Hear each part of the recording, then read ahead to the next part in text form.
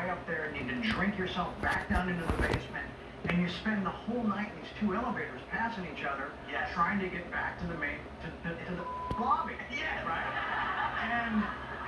And you get to the lobby, and you don't know what building you're in. Yes.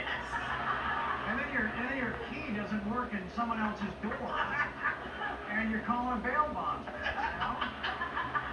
You know? You've all had that story, right? Yeah. So. I mean, unlike most drunks and addicts, yours has been documented, so you actually are able to look back at how you were. Does that kind of freak you out and see somebody that you don't recognize and it's you? Yeah, especially during that whole meltdown phase. Yeah. I mean, what was that? Yeah. What was that? Yeah. You know what that was? That was the drug. It's like when you talk to people that are on drugs, you're talking to the drug. Don't you think? Yeah. Yeah. You know? I mean, it's still a version of the person. Yeah. Maybe not enhanced to a place that is necessarily presentable. Yes. You know, on live TV. Yes. So that was and the book is amazing. How did you get from heavy using to 8 years of sobriety when you know when you're using that like sobriety feels like an abyss? Like, how do you live your life clean? How are you able to get there?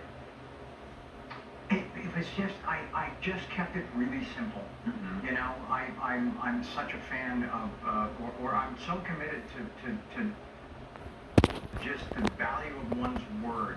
Mm-hmm. And I saw in so many areas of my life that the last person I was keeping my word to was myself. Mm-hmm. You know, if I treated friendships and relationships like I treat myself, none of them would exist. Yeah. You know, and I finally decided that it was time to just to make a decision, make a promise to myself, and just honor it, and honor it daily. Yeah. And it just you know, today is another day of that. Yeah. And they're all just strung together. One day at a time. That's all we get. Yeah. We only get one day. There's nothing left.